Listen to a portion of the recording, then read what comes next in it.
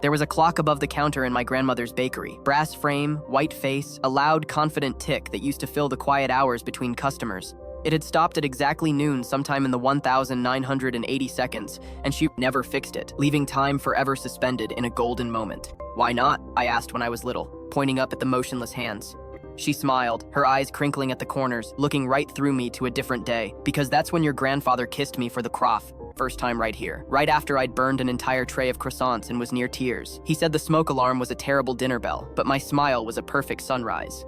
So the clock stayed frozen at noon, its hands caught in a permanent embrace, forever pointing to the beginning. She said it made the bakery feel like love was still mid-lunch, that the best part of the day was always about to happen, forever. Customers teased her about it for years, a familiar, gentle ritual. "Ilara, you'll never know the right time. You'll be late for your own funeral."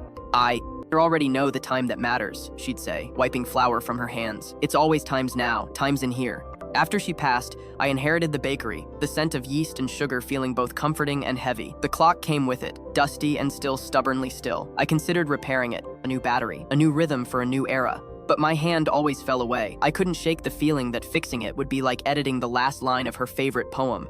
The first few months, business was slow. I'd stand behind the counter, staring at those silent hands, wondering if Ital Condemnant Evers. It was supposed to move on from her memories or protect them, if honoring the past was the same as being trapped by it.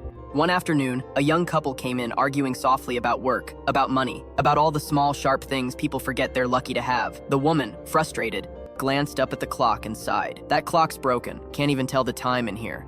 I smiled, the words coming to me as if my grandmother had whispered them in my ear. "Not broken, just paused on something worth remembering."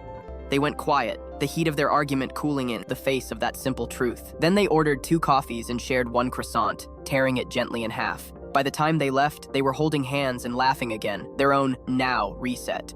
Later that night, inspired, I wrote a small sign on a piece of cardstock and hung it neatly beneath the clock with a piece of twine. Stopped at noon, the moment something beautiful started.